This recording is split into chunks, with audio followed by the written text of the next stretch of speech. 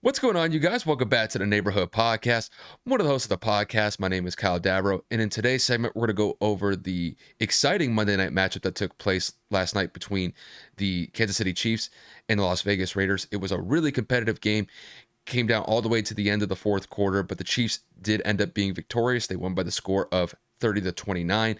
It was quite a game from the Chiefs. They were down 17-0 early in the first half, but they were able to rally back and end up with a 1-point victory to improve to 4-1 on the season. So, Kevin, to kick this one to you, how would you assess KC's win over the Raiders last night? And do you think that Vegas is in some trouble now that they're 1-4? The game was incredible. I mean, when the Raiders came out hot and the way that they started the game, I thought that KC was in immediate trouble. But then, of course, in my head, I remembered that KC has always been down in meaningful games and they've always found a way to claw back. So I kept myself composed and I remembered that they still have Patrick Mahomes, the MVP favorite right now. And I was right. Unfortunately, the game ended up going in a way opposite of what the Raiders needed, but I would say that the Raiders definitely do need to panic. It's been a consistency that the play calling from Josh McDaniels, the irony of it is just insane because that's what he's known for, has been poor. They went for 2 points when they didn't need to. 1 point would have tied this game and potentially sent it into overtime. And they also went for a very ballsy 4th-and-1 play that just didn't need to. They tried to blow the top off with oh my God, I forgot his name, Devontae Adams, in which he was double teamed. And, there were some tripped up feet. Everybody ended up falling on the play. They thought there was a flag. It ended up not being one. But again, it's 4th-and-1. You have plenty of opportunities. You have guys on the outside that can create mismatches, and Hunter Renfrow and Hollins. I did not understand why Josh decided to go for everything. Now, the pass protection broke down on that play, so you could say that Derek didn't have an option, but at the end of the day, the Raiders fall to 1-4. They showed some fight, they showed some toughness, and they showed their ability to go ahead and take on competitive teams. But at the end of the day, they did what they always do, and they folded in the second half. Kansas City goes and scores 14 unanswered points in the third quarter to claw their way back and take the lead. And then, of course, at the end of the day, the fourth quarter is where it matters the most, and they just were not able to capitalize.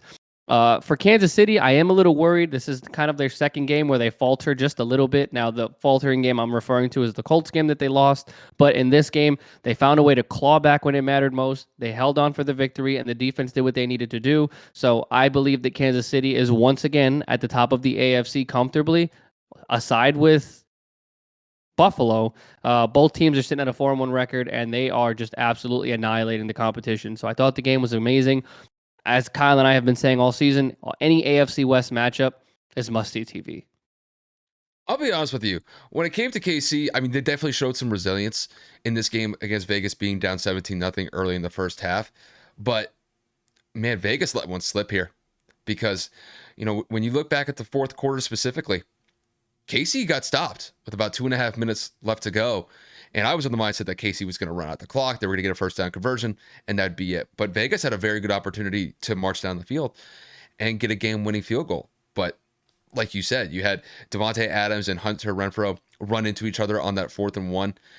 You could definitely say there was probably a questionable play call. They could have either ran the ball with Josh Jacobs or just done like a small little 5-yard hitch or a 5-yard crosser to get that yardage. But I think that was probably a bad play call, and it was just poor execution on top by Adams and Hunter Renfrow.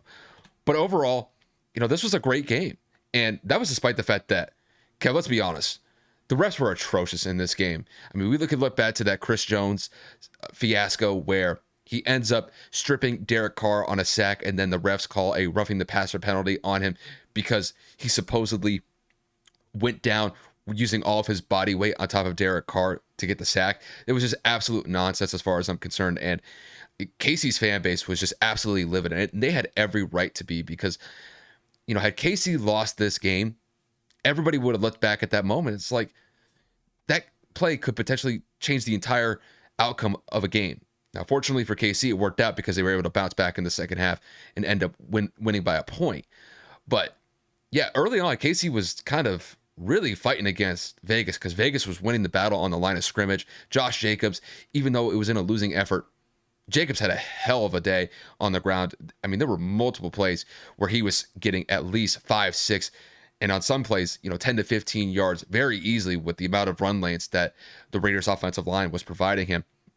It just seemed like the Raiders really had the Chiefs number in that first half, but I think KC getting that field goal at the end of the first half, I think it kind of swung the momentum in their favor because it was a 59-yard field goal right at halftime. And then they just carried that momentum going into the second half. And like Kev said, 14 unanswered points in the third quarter.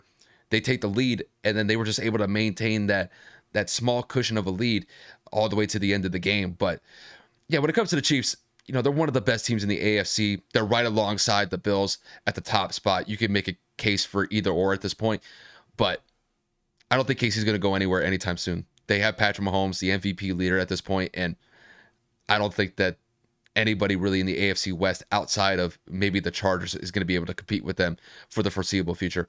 When it comes to the Raiders, it's just been an ongoing theme with them. They just can't close out games.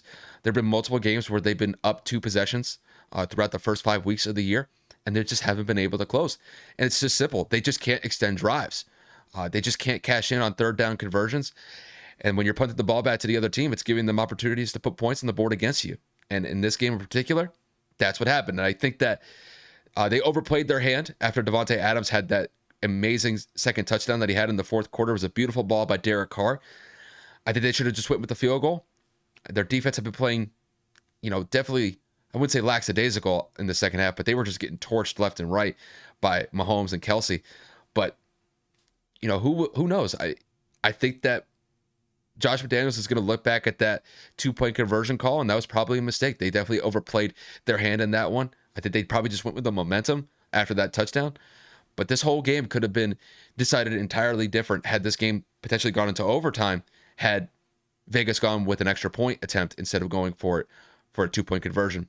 So, sitting at a 1-4 record, it's a bad spot to be in 5 weeks into the year. If they were 2-3, it could definitely be something that they can improve upon. But yeah, being at a 1-4 mark is not a good place to be at.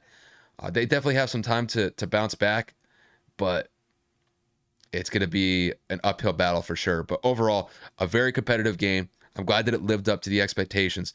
And as far as I see it, Casey's in the driver's seat. And I think when it comes to Vegas, I think their mantra at this point is like, we could be this, but unfortunately we're this. And 1-4 is where they're at. And it's going to be a long road ahead of them as far as I see it.